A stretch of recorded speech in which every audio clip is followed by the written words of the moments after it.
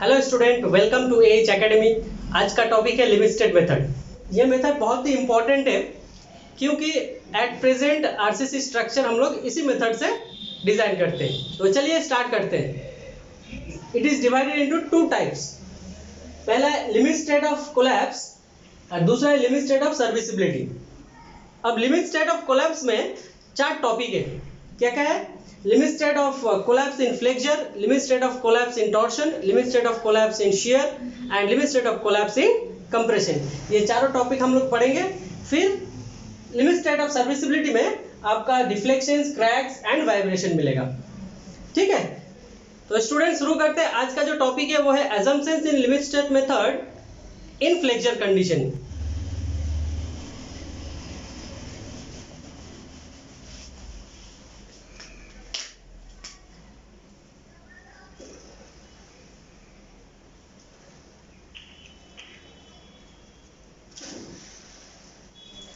पहला assumptions क्या है? पहला assumptions है a section which is plane before bending remains plane after bending। A section which is plane before bending remains plane after bending. इसका मतलब क्या है? मतलब समझते हैं हम लोग। मान लीजिए ये आपका बीम है, ये एक बीम है, सिंपली सपोर्टेड बीम है।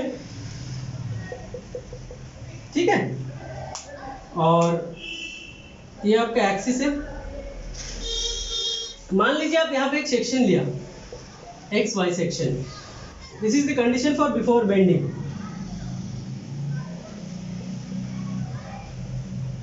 बिफोर बेंडिंग में देखिए सेक्शन है, it is normal to axis. मतलब नॉर्मल मतलब क्या है? 90 डिग्री है ना। मान लीजिए ये आपका क्रॉस सेक्शन है।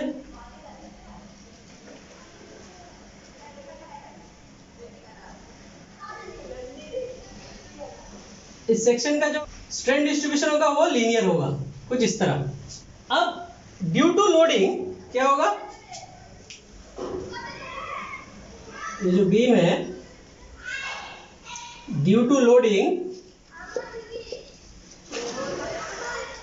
बीम कुछ इस फैशन में बेंड होगा, है ना।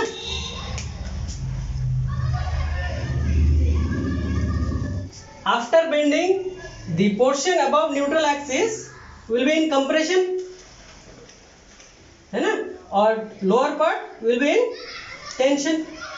It is in compression and it is in tension। Clear? यहाँ पे देखिए, अब देखिए यहाँ पे एक सेक्शन लिया था आपने एक्स वाई। यहाँ पे जो एलिमेंट था, ये जो एलिमेंट ड्यू टू कंप्रेशन क्या होगा? कुछ यहाँ पे शिफ्ट होगा, और उससे नीचे वाला जो एलिमेंट है कुछ यहाँ पे इस तरह, एंड ड्यू टू टेंशन कुछ इस तरह डिफॉर्म होगा, है ना। अब जो सेक्शन आ जाएगा आपका, ये हो जाएगा आपका X Y section after bending. मतलब यहां पे भी देखिए it is normal to axis. Clear? अब due to bending also the strain will be linear. हो गया आपका स्ट्रेन वेरिएशन। ये जो फर्स्ट assumption है उसका मतलब है it means the strain variation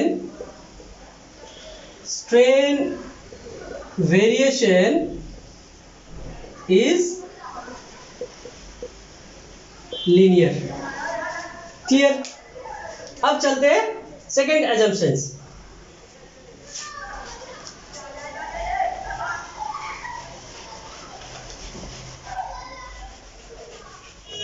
second assumptions है the maximum strain value of concrete at the outermost compressive fiber is taken as 0.0035.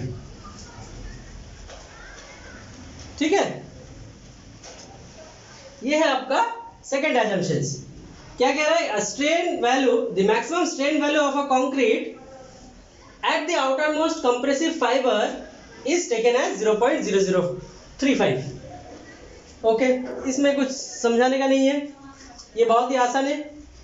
इसको आपको ये जो वैल्यू है, ये वैल्यू आपको याद रखना है क्योंकि ऑब्जेक्टिव के लिए बहुत इंपॉर्टेंट है। अब चलते हैं थर्ड एजम्पशन पे। The design stress strain curve of concrete is assumed to be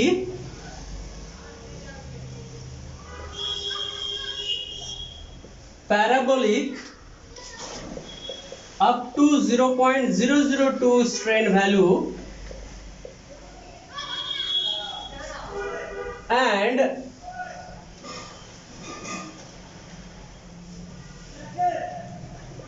then straight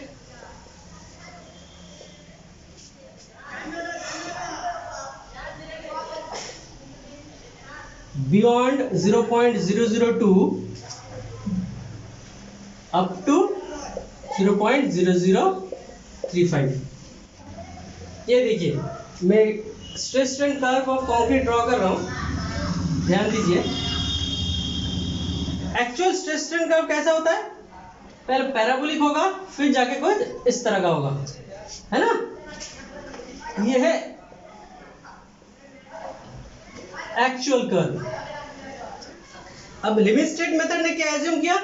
limit state method ने एज्यूम किया कि the curve is parabolic up to strain value 0.002, उसके बाद it is straight up to 0.0035। मान लीजिए strain value यहाँ पे मेरा ये है 0.002 और यहाँ पे है 0.0035। ठीक है, मतलब क्या होगा? यहां से यहां तक पैराबोलिक होगा,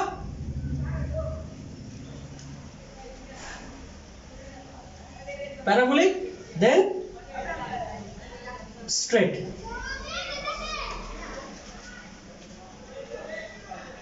मैं 3 ग्राफ ड्रॉ कर रहा हूं और तीनों ग्राफ में एक्सप्लेन करूंगा।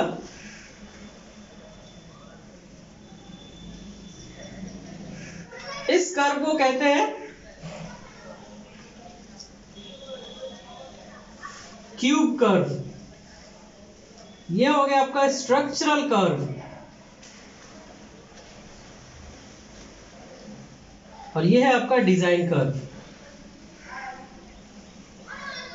देखिए, जब भी हम लोग कंप्रेसिव स्ट्रेंथ निकालते हैं कौन सा टेस्ट करते हैं? क्यूब टेस्ट करते हैं, राइट? यहाँ पे जो आपका जो स्ट्रेंथ आ जाएगा ये कितना होगा? This is my FCK value. What is एफसीके?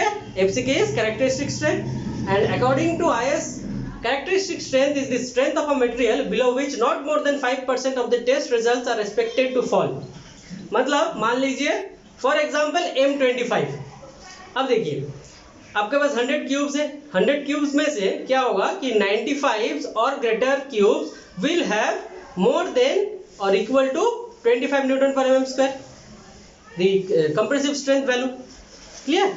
उसी को कहते हैं हम लोग कैरेक्टरिस्टिक स्ट्रेंथ।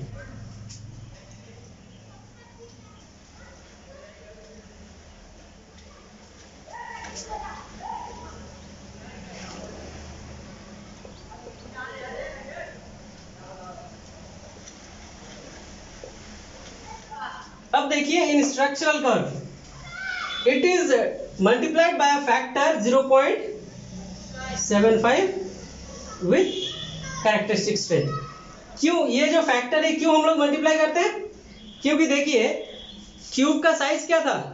जब हम लोग कंप्रेसिव स्ट्रेंथ निकालते थे तब हम लोग का जो क्यूब का साइज था वो 150 इंटू 150 इंटू 150 अब कोई भी स्ट्रक्चर में जो आपका जो मेंबर रहेगा इट इज लार्जर देन 150 तो जाहिर सी बात है जो कैरेक्टरिस्टिक स्ट्रेंथ मुझे क्यूब टेस्ट से मिलेगा वो जेन्युइनली स्ट्रक्चर में वही स्ट्रेंथ नहीं होगा। तो इसीलिए क्या करते हैं, कुछ कम कर लेते हैं हम लोग स्ट्रेंथ विच इज 67%। ये है डिजाइन कर्व। डिजाइन कर्व से हम लोग कैसे स्ट्रेंथ निकालेंगे, 0.67 FCK को I will divide it by a partial factor of safety and the partial factor of safety for concrete according to Limited method is 1.5।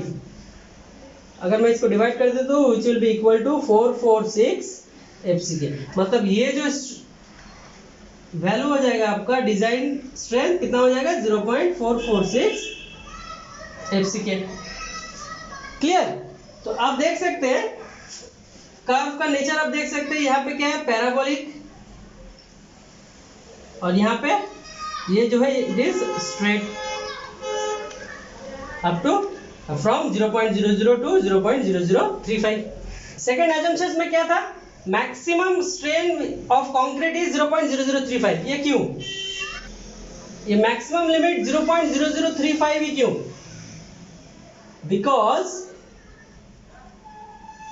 at strain value 0.0035 the concrete is assumed to fail due to crushing।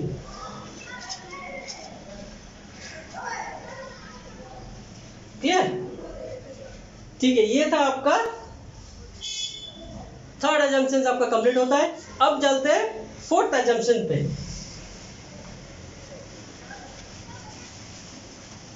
Fourth assumption क्या है, fourth assumption is the tensile strength of concrete is ignored.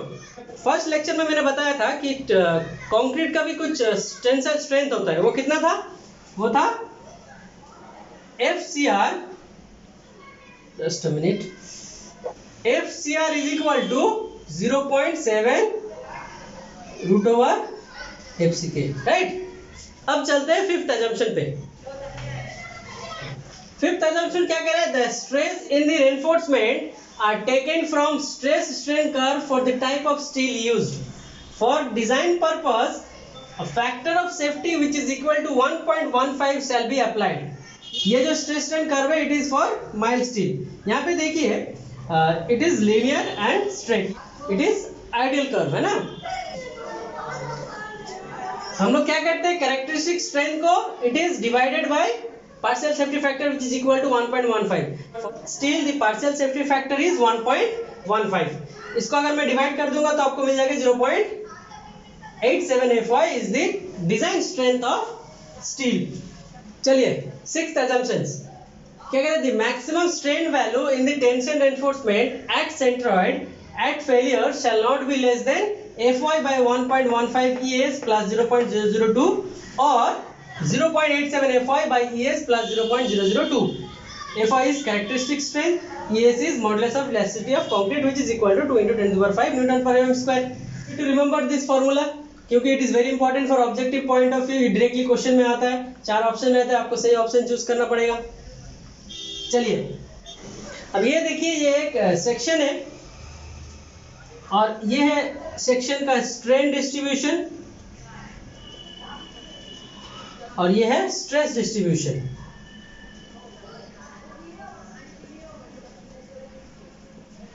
अब देखिए strain value कितना था यहाँ पे